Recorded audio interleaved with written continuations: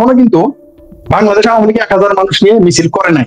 তাতেই এই আমার জাতীয় ভাতি যারা একজন তো তাদের কাকা আলী রিয়াজ পালিয়ে গেছে, ডক্টর ইউনূস পাইপ লাইনে আছে পালিয়ে যাওয়ার জন্য, আরো কেউ কেউ তো পালিয়ে গেছে আমরা জানি, প্রস্তুতি সম্পন্ন, পরিবার আগেই সরিয়ে ফেলেছে। বাংলাদেশ আওয়ামী লীগ এখনো, বাংলাদেশ ছাত্রলীগ, যুবলীগ এরা এখনো 1000 লোক নিয়ে 1000 জনবল নিয়ে মিছিলই করে নাই।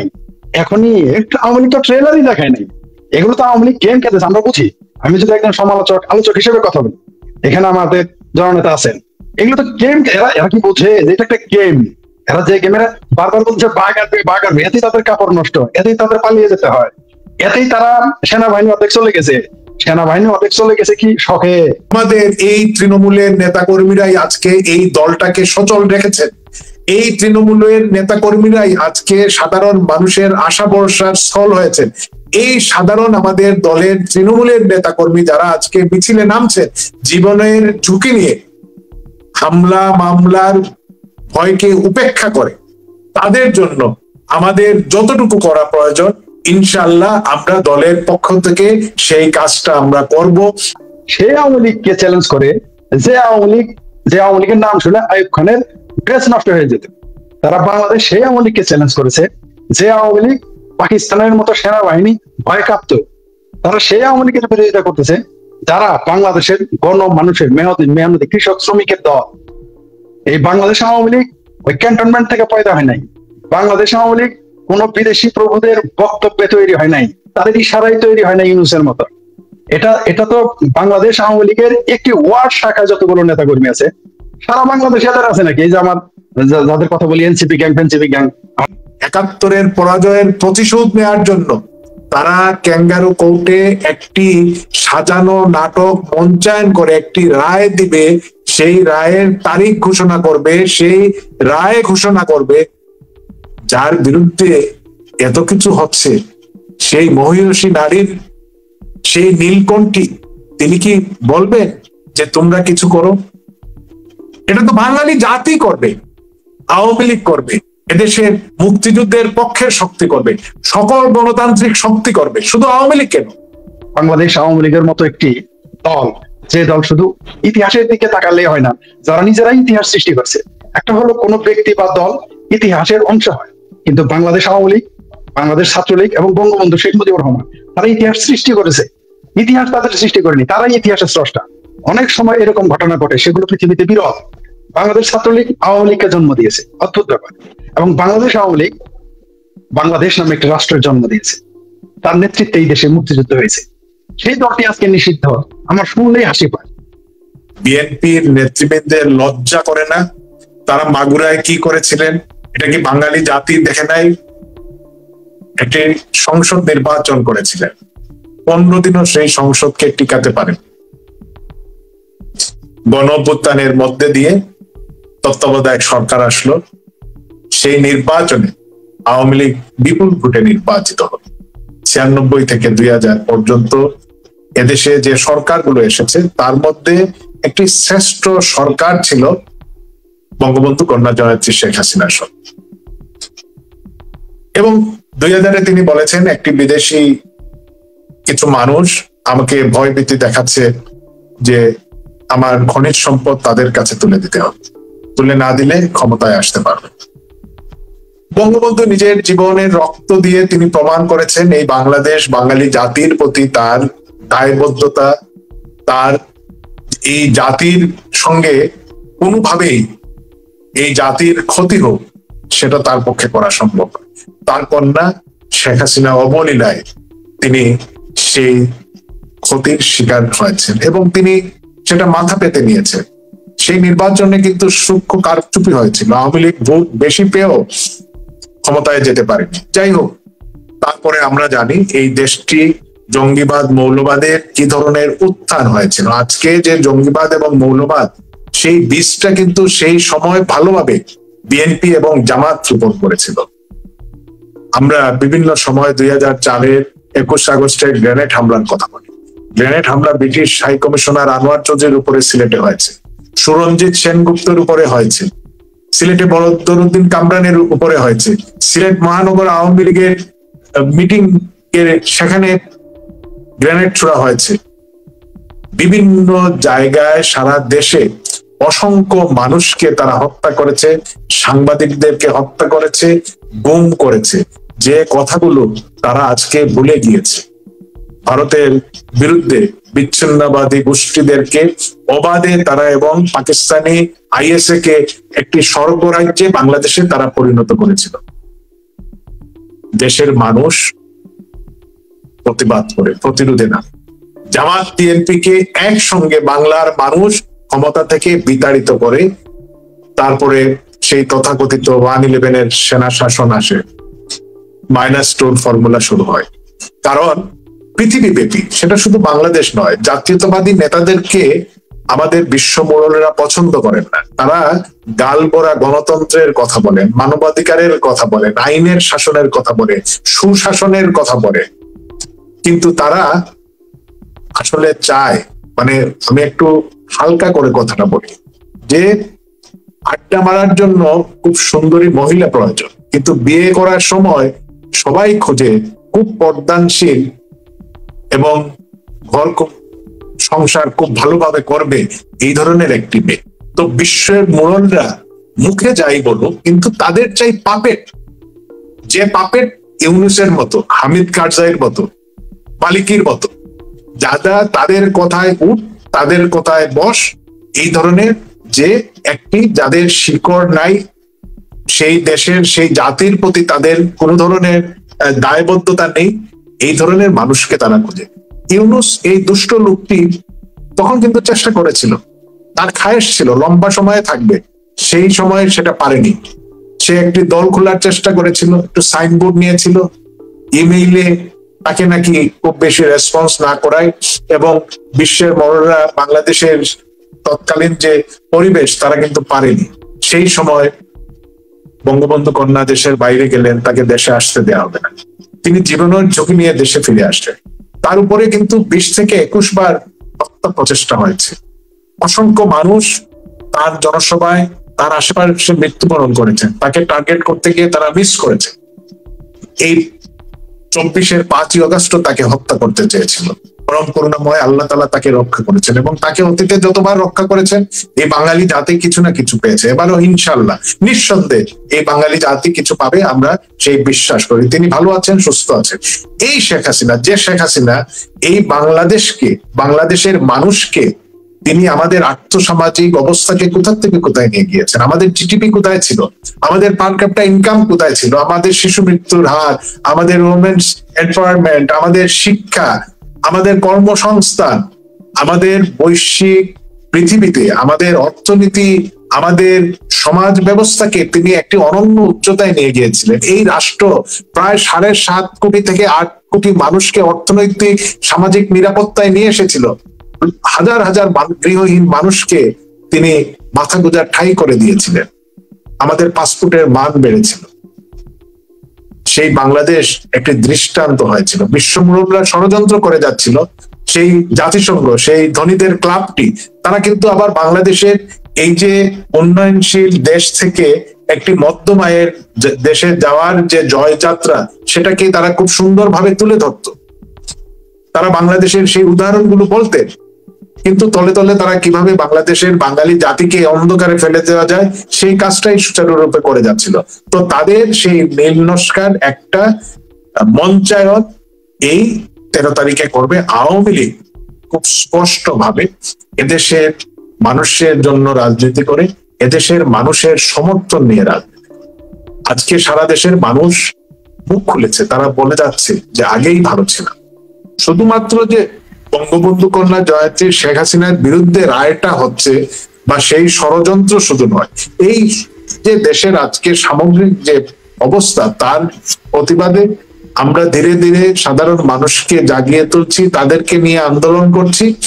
আমাদের এই যে 10, 11, 12, 13, আমরা বিশেষ করে 13 তারিখের আগে আমরা প্রত্যেকটা উপজেলায়, প্রত্যেকটা জেলায়, প্রত্যেকটা বিভাগীয় শহরে এবং ঢাকায় লকডাউনের কর্মসূচি ঘোষণা করা হচ্ছে। আমি তো নাদিল ভাই, আমি তো আপনাকে থামাচ্ছি। এই ইস্যুটা নিয়ে না আমার বেশ অনেকগুলো প্রশ্ন রয়েছে আপনার কাছে। লকডাউন ইস্যু এবং বর্তমান সরকারের যে বিভিন্ন জন বিভিন্ন ধরনের কথা বলে বেড়াচ্ছে এই বিষয়টা নিয়ে জাস্ট আমি একটু আপনাকে থামিয়ে মাঝখানে একটু শেখ ফরিদের কাছ থেকে একটা মতামত নিতে চাই। আমি তার একটা ওপিনিয়ন নিয়ে নিচ্ছি। ফরিদ ভাই, এই যে লকডাউন ঘোষণার পর থেকে আমরা দেখছি যে ইউনুস গ্যাং এর সেই তথাকথিত মানে প্রেস সচিব থেকে শুরু করে আরো যারা রয়েছেন বিভিন্ন জন খুব অস্থির টাইপের কিছু বক্তব্য দিচ্ছে, প্রতিহত করা হবে, আওয়ামী লীগকে লকডাউন করা হবে, এই বিভিন্ন ধরনের। তো এই তাদের যে এই প্রতিক্রিয়াটাকে আপনি কিভাবে দেখেন? এটা কি মানে আসলে একটা ভয়ের জায়গা থেকে তারা এই প্রলাপগুলো বকছে না কি করছে, আসলে আপনি কিভাবে দেখছেন?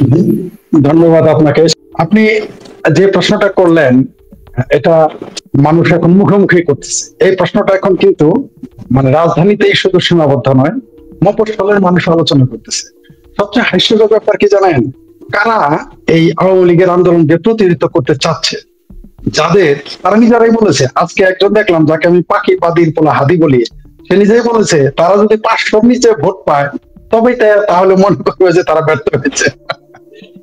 এরাই তো, তাই না? আর আমার যে জাতীয় ভাতিজা যারা আছে, যারা এনসিপি গ্যাং বা অন্যান্য বৈষম্য বিরোধী কি নামে জামাতের 5 মুখ, তারা 1 মুখ, তারা বলেছে যে তারা নাকি 200 আসন নিয়ে ক্ষমতায় যাবে। অথচ তারা কিন্তু আমাদের স্পষ্ট মনে আছে যে তারা 200 স্বাক্ষর সংগ্রহ করতে পারেনি। এটা ইউনুস শাসিত, ইউনুস নিয়ন্ত্রিত, এই আমাদের জাতীয় ভাতিজা এনসিপি গ্যাং নিয়ন্ত্রিত, জামাত নিয়ন্ত্রিত। এই নিউজে এটা এসেছে যে 200 স্বাক্ষর তারা সংগ্রহ করতে পারেনি। তারাই আসছে এই বাংলাদেশ আওয়ামী লীগের মতো একটি দল, যে দল শুধু ইতিহাসের দিকে তাকালে হয় না, যারা নিজেরাই ইতিহাস সৃষ্টি করছে। একটা হলো কোন ব্যক্তি বা দল ইতিহাসের অংশ হয়, কিন্তু বাংলাদেশ আওয়ামী লীগ, বাংলাদেশ ছাত্রলীগ এবং বঙ্গবন্ধু শেখ মুজিবুর রহমান তারা ইতিহাস সৃষ্টি করেছে। ইতিহাস তাদের সৃষ্টি করেনি, তারাই ইতিহাসের স্রষ্টা। অনেক সময় এরকম ঘটনা ঘটে, সেগুলো পৃথিবীতে বিরল। বাংলাদেশ ছাত্রলীগ আওয়ামী লীগকে জন্ম দিয়েছে, অদ্ভুত ব্যাপার। এবং বাংলাদেশ আওয়ামী লীগ বাংলাদেশ নামে একটি রাষ্ট্রের জন্ম দিয়েছে, তার নেতৃত্বে এই দেশে মুক্তিযুদ্ধ হয়েছে। সেই দলটি আজকে নিষিদ্ধ, আমার শুনলেই হাসি পায়। আপনি বিশ্বাস করেন এটা যে নিষিদ্ধ করছে, আমার তাদের প্রতি করুণা প্রকাশ করতে ইচ্ছা করে যারা এটা নিষিদ্ধ করছে। আর আপনি যেটা বললেন, এরা লকডাউন নিয়ে মানে যা ইচ্ছা তাই বলতেছে, আমি ভাষাগুলো বলতে চাচ্ছি না এখানে, মানে এগুলো একেবারেই শিশু সুলভ। কারণ বর্ষিয়ান একজন রাজনীতিবিদের সামনে, একজন জননেতার সামনে এবং বাংলাদেশ আওয়ামী লীগের মতো একটি দলের নেতার সামনে আমি ওই সমস্ত আমার জাতীয় ভাতিজাদের বক্তব্য উদ্ধৃতি করতে চাই না। কারণ তাহলে কেন যেন মনে হয় যে বাংলাদেশ আওয়ামী লীগ এবং জননেতা যারা, তাদেরকে ছোট করা হয়।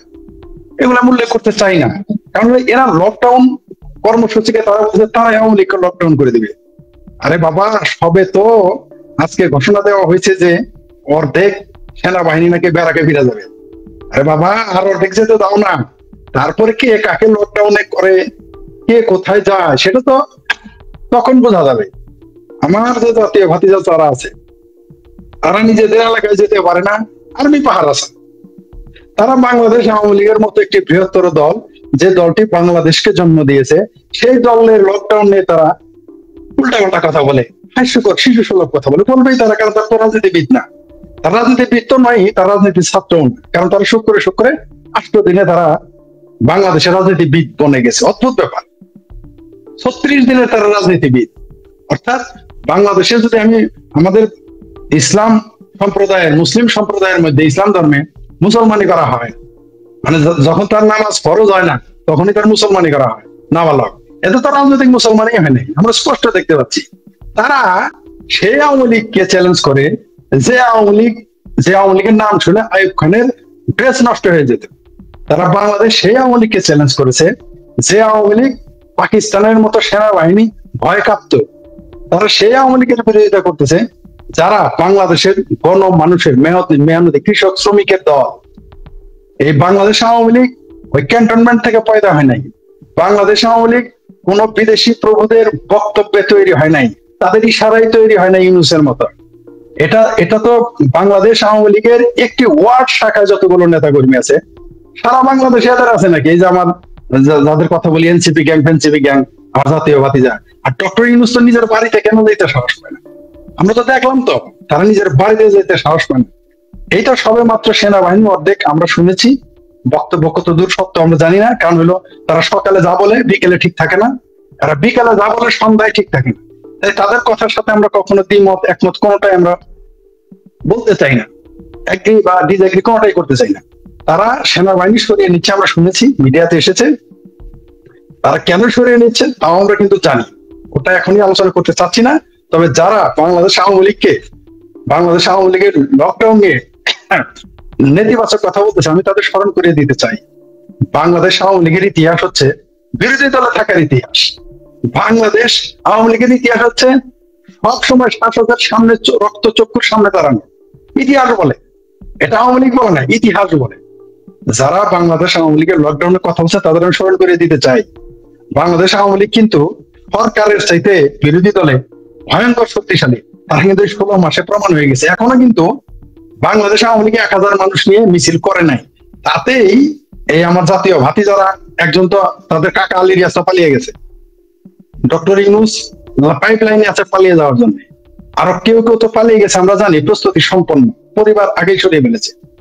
বাংলাদেশ আওয়ামী লীগ এখনো, বাংলাদেশ ছাত্রলীগ, যুবলীগ এরা এখনো 1000 লোক নিয়ে, 1000 জনবল নিয়ে মিছিলই করে নাই। এখনই আওয়ামী লীগ তো ট্রেলারই দেখায় নাই। এগুলো তো আওয়ামী লীগ গেম খেলতেছে, আমরা বুঝি। আমি যদি একজন আলোচক হিসেবে কথা বলি, এখানে আমাদের জননেতা আছেন, এগুলো তো গেম। এরা কি বোঝে যে এটা একটা গেম? এরা যে গেমের বারবার বলছে বাঘ আসবে, এতেই তাদের কাপড় নষ্ট, এতেই তাদের পালিয়ে যেতে হয়, এতেই তারা সেনাবাহিনী অর্ধেক চলে গেছে কি শখে, একটু না। আপনি দেখেন, এটা এমন একটা বাংলা, যেটা আমাদের জননেতা নাদিল ভাই বললেন যে এরা শুধু পাকিস্তান বানাতে চায়নি, এখনো তারা পাকিস্তান বানানোর পায় তারা করছে। আপনি দেখেন, সর্বশেষ 25 টন পপি বীজ তারা নিয়ে আসছে। এই যে ড্রাগ সাপ্লায়ার, পাকিস্তানের জেনারেল কারা, যাদের কাজ হচ্ছে সন্ত্রাস উৎপাদন এবং রপ্তানি করার পাশাপাশি এই যে আফগানিস্তান ওয়ারে, সোভিয়েত আফগান ওয়ারে তারা কি করেছে, হিস্ট্রি, এটা একেবারে তাদের একাডেমিশিয়ান যারা পাকিস্তানে, তারা লিখেছে যে পাকিস্তানের জেনারেলরা সেখানে অস্ত্র, তারপর সন্ত্রাসী, জঙ্গিবাদ এবং ড্রাগের ডিলার ছিল। এই জেনারেল এগুলো করতো। আজকে দেখেন সেই বাংলাদেশকে তারা সেই দিকে নিয়ে যাচ্ছে। 25 টন ড্রাগ আনা, এটা কি মনে করেন অস্ত্রের চাইতেও এটা ভয়ঙ্কর? আমি আবারও বলি যে আমরা জানি যে তারা চিটাগাং অস্ত্র নিয়ে আসতেছে, ঢাকায় অস্ত্র নিয়ে আসতেছে, আমরা সেগুলো জানি। এবং তারা দেখেন এত কড়াকড়ি রাখার পরেও, এত গার্ড রাখার পরেও, এত গোপন রাখার পরেও তাদের 25 টন ড্রাগের কথা ফাঁস হয়ে গেল। তাহলে অস্ত্র কত এসেছে, জঙ্গি কতগুলো এসেছে? কিন্তু জি বলেন। ভাই, আপনার একটা পয়েন্ট নিয়ে আমি একটুখানি নাদান ভাই একটা মন্তব্য নিয়ে নিতে চাচ্ছি, তারপর আমি আবার একটু আপনার কাছে ফিরছি। এই প্রশ্নটা তৃণমূল থেকে প্রায় শুনতে হয় এবং নিশ্চয়ই আপনিও এই প্রশ্নটা দেখেছেন বিভিন্ন মাধ্যমে। সেটা হচ্ছে গিয়ে যে ধরা যাক 13ই নভেম্বরের লকডাউনের প্রোগ্রামে যেই ছাত্রলীগ বা অন্যান্য অঙ্গ সংগঠনের যুবলীগ বা যারাই ধরেন এই ফ্যাসিস্ট ইউনূসের যে কি বলে আক্রমণ, সেই আক্রমণের শিকার হবে, এই পাকিস্তান পন্থীদের হাতে যারা গ্রেফতার হবে, সেই গ্রেফতার হওয়া নেতা কর্মীদের ব্যাপারে আওয়ামী লীগের ভাবনা কি, তাদেরকে আপনারা কিভাবে সাপোর্ট করবেন, বা এটা নিয়ে আসলে আপনাদের পরিকল্পনা কি? কেউ গ্রেফতার হলে আওয়ামী লীগ কি করবে সেই ক্ষেত্রে? দেখুন, আমি প্রথমেই বলে নেই, উৎকণ্ঠা বা শঙ্কায় অনেকে পরিবারকে এই যে মামলার কারণে, তাদেরকে জামিন নেওয়ার কারণে কারাগার থেকে বের হতে হলে আবার সেখানে অর্থ দিতে হয়। বাংলাদেশে অনেক কিছুই কিন্তু এই ইউনূসের জমানায় ঘটছে। তো অনেক, একে তো হলো গ্রেফতার হচ্ছে, হামলার ভয়, তার মধ্যে আবার আইনি জটিলতা, খরচ, অনিশ্চয়তা, বেইল হলেও বের হতে পারবে কি পারবে না, বের হতে হলে আবার বাড়তি ইন্স্যুরেন্স করতে হবে, এই বিষয়গুলো তো আছে। আমরা ইতিমধ্যে অনেক জায়গায় আমরা কিন্তু দলের স্থানীয় নেতাকর্মীরা বা জনপ্রতিনিধিরা করছেন, তার বাইরেও আমরা কিন্তু যেখানেই খবর পাচ্ছি সেখানেই আর্থিক সহায়তা বা আইনি সহায়তাটা আমরা দিচ্ছি। আমাদের সঙ্গে কেউ যদি যোগাযোগ করেন, কেউ যদি ক্ষতিগ্রস্ত হন বা চিকিৎসার ব্যয়ভার বহন করতে হয়, সেটা কিন্তু আমরা দলের পক্ষ থেকে, আমাদের এই দলটা, আমাদের অ্যাকাউন্ট আজকে ফ্রিজ থাকুক, আমরা বাইরে থাকি বা আমরা আত্মগোপনে থাকি, আমাদের এই তৃণমূলের নেতা কর্মীরাই আজকে এই দলটাকে সচল রেখেছেন। এই তৃণমূলের নেতা কর্মীরাই আজকে সাধারণ মানুষের আশা ভরসার স্থল হয়েছেন। এই সাধারণ আমাদের দলের তৃণমূলের নেতাকর্মী যারা আজকে মিছিলে নামছেন জীবনের ঝুঁকি নিয়ে, হামলা মামলার ভয়কে উপেক্ষা করে, তাদের জন্য আমাদের যতটুকু করা প্রয়োজন ইনশাআল্লাহ আমরা দলের পক্ষ থেকে সেই কাজটা আমরা করব। আমি কেন্দ্রীয় কমিটির একজন সদস্য হিসাবে আমি এই ওয়াদাটা আমাদের দলের সকল নেতাকর্মীদের কাছে জানাতে চাই, বলতে চাই। আমাদের সঙ্গে যোগাযোগ করলে আমরা অবশ্যই সেটা করব। এবং এমনকি আমাদের যারা এই মব সন্ত্রাসে যে শত শত আমাদের দলীয় নেতাকর্মী মৃত্যুবরণ করেছেন বা অনেকেই ক্ষতিগ্রস্ত হয়েছে, প্রায় প্রত্যেকের পরিবারের সঙ্গে বঙ্গবন্ধু কন্যা সরাসরি কথা বলেছেন, সমর্মিতা সুখ প্রকাশ করেছেন এবং যেখানে যা সহায়তা প্রয়োজন সেটা তিনি দিয়েছেন বা দেওয়ার জন্য নির্দেশ দিয়েছেন এবং সেই নির্দেশেই আমরা কাজ করে যাচ্ছি। এই ব্যাপারটা জানা জরুরি ছিল, কারণ এটা নিয়ে অনেকের মধ্যেই প্রশ্ন রয়েছে। আমার মনে হয় যে নাদিল ভাইয়ের কথার মাধ্যমে আপনারা এই বার্তাটা পেয়েছেন যে আওয়ামী লীগ তার তৃণমূল কর্মীদের জন্য কি করবে বা কি করছে এখন পর্যন্ত। আমি একটু শেখ ফরিদ ভাইয়ের কাছে ছোট উপর একটা প্রশ্ন জানতে চাই, সেটা হচ্ছে কি এই যে জুলাই সনদে বিএনপি স্বাক্ষর করলো, তারপরে নিজেরা বুঝতে পারলো মরণ ফাঁদে মানে সিগনেচার করে এসেছে বেচারা। তো এই জায়গাটায় বিভিন্ন বাম দলগুলোকে আমরা দেখেছি প্রচন্ড উচ্ছ্বাস নিয়ে উত্তেজনা নিয়ে তারাও গিয়ে মানে সেখানে ছাতা টাতা ধরে ইউনূসের মাথায় সাইন টাইন করে চলে এলো। কিন্তু এরা আসলে এমন একটা পরিস্থিতি যে মানে বিএনপি তো উহু আহা করছে, এরা আসলে উহু আহাটাকু মানে এটুকু করছে না। এখন এটা কি মানে তারা খুব বেশি চিপায় পড়েছে বলে করতে পারছে না, নাকি আসলে তারা এখন স্রোতে ভাসতে চাচ্ছে যে আসলে এর বাইরে তাদের কোথাও খাওয়াও নেই আসলে ইউনূসের পা চাটা ছাড়া? মানে এরা চুপ কেন তাহলে? ধন্যবাদ আপনাকে। ফরিদ ভাই কিছু বলবেন? বলেন, বলেন নাদিল ভাই, বলেন, আপনি বলেন। আচ্ছা, আমি ফরিদ ভাইয়ের কাছে জানতে চেয়েছিলাম যদি নাদিল ভাই করতে চান অবশ্যই করতে পারেন। আমি এইখানে আমার বক্তব্য হলো সেই বামদের কাছ থেকে শোনা একটা গল্প এখানে বলতে হয় 1 মিনিটে। এইখানে কোন দল? আওয়ামী লীগ, দে 1,000 জরিমানা। ওইখানে কোন দল? বিএনপি, দে 2,500 জরিমানা। ওইখানে কোন দল? কমিউনিস্ট পার্টি, করে তো কিছু করে নাই, ক্লাস ভাঙে নাই, তাহলে কি করবে? বলে যে তাতে কি 6,000 জরিমানা তাও করে। এরা হচ্ছে সেই বামপন্থী, এরা কোনো কাজও করবে না, কিছুই করবে না, ভেজাল বাজিয়ে, ভেজাল মানে আমাদের যেমন ভেজাল, ওই থেকে একটা কিছু করে জরিমানা দিয়ে এত কোনো কাজই নাই। আচ্ছা, ওইখানে তারা কোন আক্কেলে সেখানে গেল যারা মুক্তিযুদ্ধ সংবিধান বিরোধী? আমি যেহেতু এখানে আমাদের জননেতা নাদিল ভাই আছে, কোনো বক্তব্য দিলে আবার বামেরা আমার বক্তব্য কাট করে তার উপর চাপিয়ে দিবেন, তাই আমি খুব স্বাভাবিক ভাষায় বলতেছি, সরল ভাষা। এই বামপন্থীরা যেখানে দেখলো যারা গান নিষিদ্ধ করে, সঙ্গীত নিষিদ্ধ করে, সংবিধান ছড়ে ফেলতে দেয়, মুক্তিযুদ্ধকে অস্বীকার করে, তাদের সাথে তারা কেন বসে গেল? ধরে নিলাম আওয়ামী লীগের শাসনে তারা অতিষ্ঠ, এতই অতিষ্ঠ যে আন্দোলন করতে হইলো, মেনে নিলাম আওয়ামী লীগ খুব খারাপ দল, সেই কমরেড বাদল ভাইয়ের ভাষায় আওয়ামী লীগ খুব খারাপ দল, মেনে নিলাম, বঙ্গবন্ধু খুব খারাপ ছিল। রাসেলকে আপনারা কেন হত্যা করলেন? শিশু রাসেলকে কেন হত্যা করলেন? এই জবাব দিয়ে যেতে হবে। তো বামপন্থীদের কাছে আমার অনুরোধ না, এটা হলো আমার তাদের কাছে দাবি, এই প্রশ্ন উত্তরটা দেবেন। বুঝে নিলাম জামাত কেন আওয়ামী লীগের বিরোধিতা করেছে, বুঝে নিলাম বিএনপি কেন বিরোধিতা করছে, আপনারা কি কারণে বিরোধিতা করছেন এক লাইনে যদি বলে দিতে পারেন আমরা ধন্য। আমি একটু নাদিল ভাইয়ের কাছে মানে একদম সাংগঠনিক কিছু প্রশ্নের দিকে আসলে যেতে চাই। যেরকম অনেক জায়গায় নাদিল ভাই প্রশ্ন হচ্ছে যে আমাদের মাননীয় প্রধানমন্ত্রী জননেত্রী শেখ হাসিনা ভারতে অবস্থানকালীন সময়ে তিনি তৃণমূলের সঙ্গে কথা বলছেন, লাইভে আসছেন এবং অনেক বিষয় তিনি দিক নির্দেশনা দিচ্ছেন, কিন্তু এই যে 13ই নভেম্বরে যে লকডাউন কর্মসূচি, এইরকম একটা গুরুত্বপূর্ণ কর্মসূচি কেন প্রধানমন্ত্রী নিজের থেকে মানে বললেন না, বা তিনি কেন মানে এই ঘোষণাটা তার কাছ থেকে এলে কি তৃণমূল মানে যে বিভক্তির জায়গা থাকে, একটা কনফিউশন থাকে যে আসলে এটা আওয়ামী লীগের কেন্দ্রীয় ডিসিশন কিনা, এই ধরনের কোনো কনফিউশন থাকতো না? তো মানে কি কারণে আসলে নেত্রী কেন নির্দেশনাটা সরাসরি নিজে দিচ্ছেন না?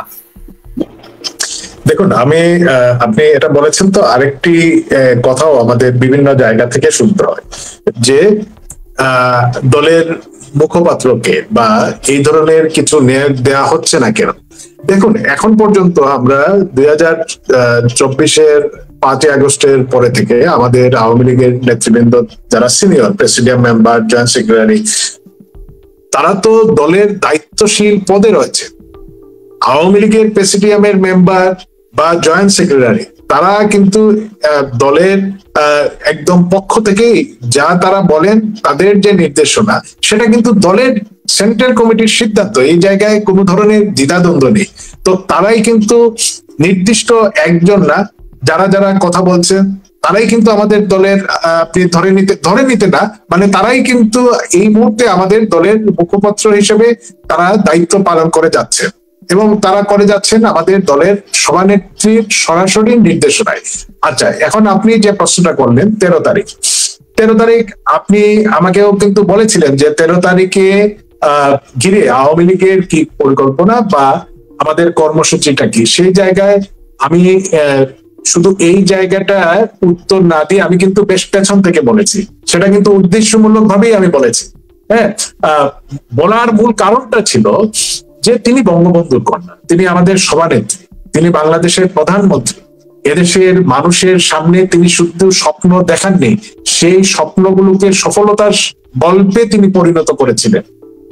এই দেশের কৃষক, শ্রমিক, সাধারণ মানুষকে উজ্জীবিত করে আমাদের অর্থনীতি, আমাদের সমাজ যে এগিয়ে যাচ্ছিল, আজকে যিনি সেই 71-এর পরাজিত শত্রু স্বৈরাচার, 75-এর খুনিদেরকে আইনের আওতায় এনেছিলেন, অর্থাৎ দেশে আইনের শাসন, মানবাধিকার তিনি প্রতিষ্ঠা করতে চেয়েছিলেন, করেছিলেন। 10 লক্ষর বেশি রোহিঙ্গাদেরকে আমাদের দেশে আশ্রয় দিয়েছিলেন। কেন? আমাদের সম্পদের সীমাবদ্ধতা আছে, আমাদের ভূখণ্ড তো খুব বেশি নয়, আমাদের এমনিতেই জনসংখ্যা অনেক বেশি। আমাদের এই যে সমস্যাগুলোর মধ্যেও আমরা বাঙালি জাতি একটি মানবিক জাতি। আমাদের উপরে যখন পাকিস্তানিরা, এই জামাত, এনসিপি এবং বিএনপির কিছু কিছু নেতাদের বাপ দাদারা নিরস্ত্র বাঙালির উপর ঝাঁপিয়ে পড়েছিল, আমাদের বাড়িঘর লুট করেছিল, আমাদের 2 লক্ষ মা বোনকে তারা নির্যাতন করেছিল, আমাদের 1 কোটি মানুষ কিন্তু সেই সময় শরণার্থী হিসাবে ভারতে আশ্রয় নিয়েছিল। তো আমাদের এই যে জাতি, আমরা বিপদে পড়ে অন্য রাষ্ট্রের, প্রতিবেশী রাষ্ট্রের আশ্রয় নিয়েছিলাম, আমরা শরণার্থী হয়েছিলাম। আজকে আমাদের পার্শ্ববর্তী কোনো জনগোষ্ঠী যদি অত্যাচার, নির্যাতনে জানের বাঁচানোর তাগিদে তারা সীমান্ত অতিক্রম করে আমাদের কাছে আশ্রয় চায়, আমরা তো আশ্রয় দিতে বাধ্য। এই জাতি সেই দৃষ্টান্ত স্থাপন করেছে, যিনি নেতৃত্ব দিয়েছেন তিনি শেখ হাসিনা। সেই শেখ হাসিনাকে রাজনীতির দৃশ্যপট থেকে সরানোর জন্য, সেই 71-এর পরাজয়ের প্রতিশোধ নেওয়ার জন্য তারা ক্যাঙ্গারু কোর্টে একটি সাজানো নাটক মঞ্চায়ন করে একটি রায় দিবে, সেই রায়ের তারিখ ঘোষণা করবে, সেই রায় ঘোষণা করবে। যার বিরুদ্ধে এত কিছু হচ্ছে, সেই মহিষী নারীর সেই নীলকণ্ঠী, তিনি কি বলবেন যে তোমরা কিছু করো? এটা তো বাঙালি জাতি করবে, আওয়ামী লীগ করবে, এদেশের মুক্তিযুদ্ধের পক্ষের শক্তি করবে, সকল গণতান্ত্রিক শক্তি করবে। শুধু আওয়ামী লীগ কেন, সেই রিক্সা চালক ভাইটি করবে, যে কৃষি কাজ করে কৃষক, আমার সেই কৃষক ভাইটি করবে, গার্মেন্টস এর শ্রমিক বোনটি করবে, দিন আনে দিন খায় আমাদের যে লক্ষ লক্ষ কোটি মানুষগুলো রয়েছে তারা করবে। আমরা সবাই মিলে করব। গুটি কয়েক চিহ্নিত রাজাকার, স্বাধীনতা বিরোধী, খুনি, ফ্যাসিস্ট, প্রতিহিংসা পরায়ণ যে লোকগুলো আছে, এরা ছাড়া সমগ্র বাঙালি জাতি আজকে শেখ হাসিনার প্রশ্নে একাত্ম হয়েছে, একাত্ম হবে। 71-এ বঙ্গবন্ধু যে স্বাধীনতার ডাক দিয়েছেন, সেই সময় কিছু গাদ্দার ছিল না, আলবদর, আল শামস, রাজাকার গুলা ছিল না?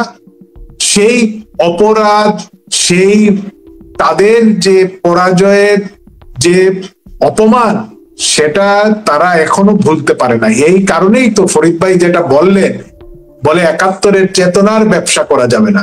আজকে সংবিধানের বিরুদ্ধে কথা বলে। এই সংবিধান কি ক্ষতিটা করেছে? এই সংবিধানে যে স্বাধীনতার ঘোষণা ছিল, এই সংবিধানে যে বাঙালি জাতীয়তাবাদ, গণতন্ত্র, ধর্মনিরপেক্ষতা, সামাজিক ন্যায় বিচার, এই অর্থে সমাজতন্ত্র, এই শব্দ বোমা, এগুলো তাদের জন্য শব্দ বোমা।